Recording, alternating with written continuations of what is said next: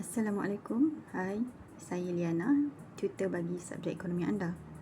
Baiklah, topik pada kali ini kita akan membincangkan berkenaan mekanisme pelarasan harga dan juga keseimbangan. Apakah itu mekanisme pelarasan harga? Baiklah, saya telah diberikan soalan ini. Rajah 3 menunjukkan perubahan keseimbangan pasaran bagi barang X. Dan kotak di sini adalah pilihan jawapan A, B, C dan D. Okay. Sebelum kita pergi kepada pilihan jawapan, saya mahu anda lihat dahulu keseimbangan pasaran bagi barang X ini. Okay. Pertama sekali, apabila anda melihat rajah sebegini, apa yang perlu anda lakukan adalah anda perlu betul-betul fahami apa yang anda lihat. Okay. Pertama, anda perlu mengenal pasti paksi bagi harga dalam kurungan ringgit Malaysia, dan ini adalah nilai yang diberikan 20 dan 30, dan ini adalah paksi kuantiti dalam bentuk unit. Maaf. Baiklah, seterusnya apa lagi anda lihat di sini adalah ada dua jenis keluk. Yang pertama adalah keluk permintaan D0, ini adalah keluk permintaan yang asal, demand. D ini adalah demand, dia beralih ke D1, keluk permintaan D1. Okey, dan S ini adalah keluk penawaran, supply. Okey. A ini adalah titik temu di mana keluk penawaran dan keluk permintaan bertemu.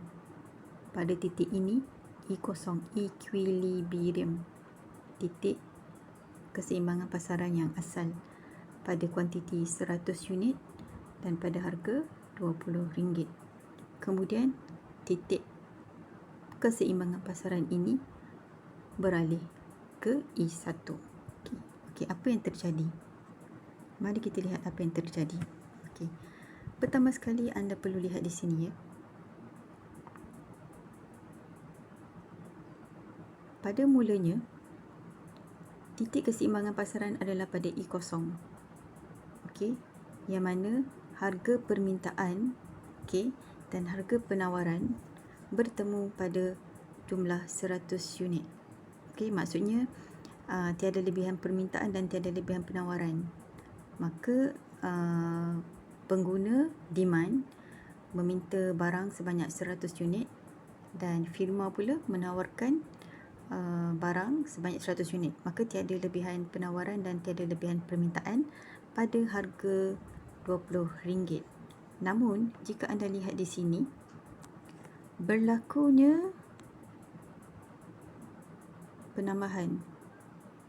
Okey, di sini anda boleh lihat pada harga RM20 berlakunya penambahan dari 100 ke 160 unit. Okey. Harga kekal sama pada harga RM20, ada berlaku lebihan permintaan. Jika anda lihat, hanya keluk permintaan saja yang berubah, yang beralih. Keluk penawaran tidak beralih. Maksudnya apa? Berlakunya lebihan permintaan daripada pengguna, namun tiada lebihan penawaran dari firma. Okey.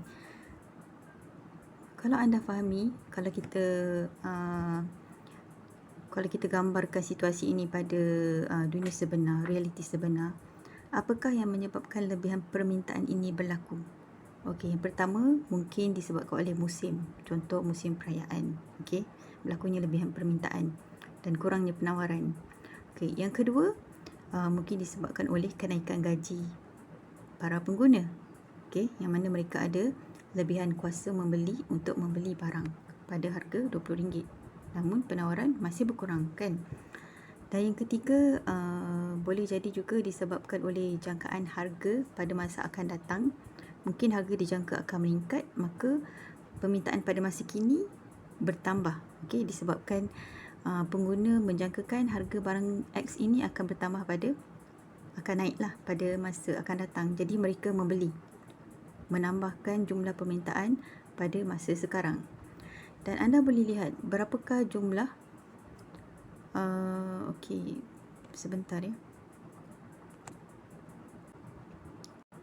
Ya, anda boleh lihat berapakah lebihan permintaan daripada 100 ke 160. Adalah sebanyak 60 unit. Kan 160 tolak 100 bersamaan dengan 60 unit. Ini adalah lebihan permintaan di pasaran pada ketika itu. Namun, lebihan permintaan ini tidak berlakunya lebihan penawaran daripada pihak pengeluar, pihak firma. Dan ini menyebabkan berlakunya tekanan harga dari RM20 ke 100 daripada RM20 ke RM30. Okey, anda boleh lihat di sini.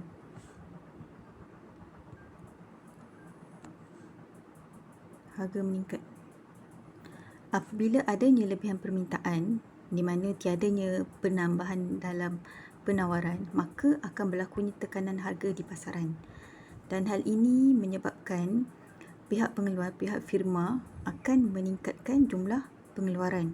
Inilah yang dikatakan keseimbangan pasaran. Jika berlaku tekanan harga dan lebihan permintaan, jadi pengeluar akan merangka pelan strategik untuk menambahkan pengeluaran barang di pasaran. Jadi kita boleh lihat step ini. Apabila berlakunya lebihan permintaan namun tiadanya lebihan penawaran, akan berlaku tekanan harga, yang mana pihak pengeluar juga akan menambahkan pengeluaran. Jadi disebabkan tekanan harga ini, harga akan meningkat daripada 20 kepada RM30 dan akan membentuk titik keseimbangan baru pada E1. Dan anda boleh lihat kenapa kuantiti yang diminta ini berkurangan daripada 160 kepada 140. Cuba anda fikirkan mengapa hal ini berlaku. Anda lihat ya. Bagaimana kuantiti permintaan ini berkurangan dari 160 ke 140 apabila harga meningkat dari 20 ke RM30. Ia logik apabila harga meningkat maka akan berlakunya pengurangan dalam permintaan oleh pengguna. Baiklah. Mari kita lihat pilihan jawapan yang diberikan. A. Dari dari D0 ke D1 keluk permintaan asal ke keluk permintaan yang baru, wujud lebihan permintaan pasaran sejumlah 160 unit. Ya ke? Dari D1 ke D0, daripada D ini berapa lebihan permintaan? Bukan 160 saja. Lebihan permintaan adalah sebanyak, ini permintaan tolak 100. Jadi lebihan permintaan adalah sebanyak 60 unit saja, bukan 160. Jadi A salah. Anda lihat ni ya. Daripada jumlah yang diminta asal adalah 100 kepada 160, lebihan hanyalah 60 sahaja. Jadi kita boleh lihat A, pilihan jawapan A adalah salah. B. Dari E0 ke E1 titik keseimbangan pasaran yang asal ke titik keseimbangan baru, berlaku peningkatan harga barang sebanyak RM30. Adakah sebanyak? Anda boleh lihat di sini peningkatan harga daripada E1 ini ya. Harga meningkat dari 20 ke 30. Meningkat kepada 30, bukan sebanyak 30 ya. Jadi berapa jumlah nilai harga yang meningkat? Adalah sebanyak 30 tolak RM20 adalah sebanyak RM10. Bukan 3, meningkat kepada 30. Anda perlu fahami cara soalan ini menulis ya, dia punya ayat-ayat yang diberikan. Anda perlu betul-betul fahami kerana kadang-kadang ia mengelirukan. Jadi sepatutnya lebihan harga adalah, peningkatan harga adalah RM10 ya, bukan 30. Meningkat kepada 30, bukan sebanyak 30. Sebanyak RM10 meningkat. Jadi B salah. RM20 ke RM30 kenaikan RM10 harga keseimbangan ditentukan oleh kuasa pasaran. Ya, betul. Ini yang telah saya kirakan tadi, meningkat sebanyak RM10. Dan C betul. 100 unit ke 140. Pertambahan kuantiti 40 unit ini disebabkan kesan perkembangan tingkat teknologi. Tiada kaitan dengan perkembangan tingkat teknologi ya. Seperti yang telah saya bincangkan tadi, nilai daripada 100 ke 140 ini berlaku disebabkan oleh lebihan permintaan, kemudian berlakunya tekanan harga ya, di pasaran, dan tiada kaitan dengan perubahan tingkat teknologi. Baik, jadi jawapannya adalah, kita telah menjawab, jawapannya adalah C. Okey.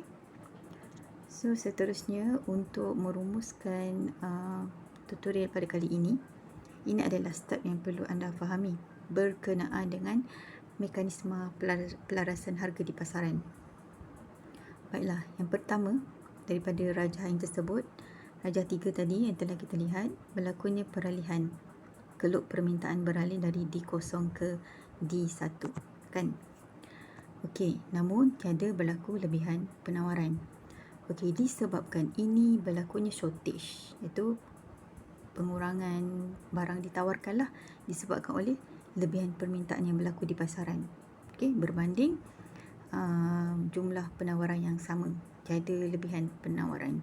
Jadi akan berlakunya shortage. Okey, permintaan terlampau banyak. Disebabkan oleh permintaan terlampau banyak dan tiadanya jumlah penawaran di pasaran berkurang ataupun tidak mencukupi untuk menampung jumlah permintaan tadi, maka berlakunya tekanan harga. Disebabkan itulah harga di pasaran meningkat dari RM20 kepada RM30. Okey, kenapa ia meningkat? Untuk mencapai keseimbangan di pasaran. Maka disebabkan itulah wujudnya equilibrium yang baru. Equilibrium ini adalah apa? Merujuk kepada keseimbangan ya, titik keseimbangan yang baru. Dari E0 telah berubah kepada E1, yang mana pada harga yang baru RM30 tadi, jumlah penawaran sama dengan jumlah permintaan, iaitu sebanyak 140 unit. Okey, jadi anda perlulah fahami betul-betul apabila anda melihat rajah ataupun soalan yang diberikan, anda perlu benar-benar memahami keluk yang terlibat. Okey, rajah yang terlibat, exist, paksi, X dan Y, apa merujuk kepada apa dan apa yang berlaku di situ, dan juga cerita di sebalik rajah tersebut. Baik, sekian saja perkongsian daripada saya. Semoga bermanfaat. Assalamualaikum.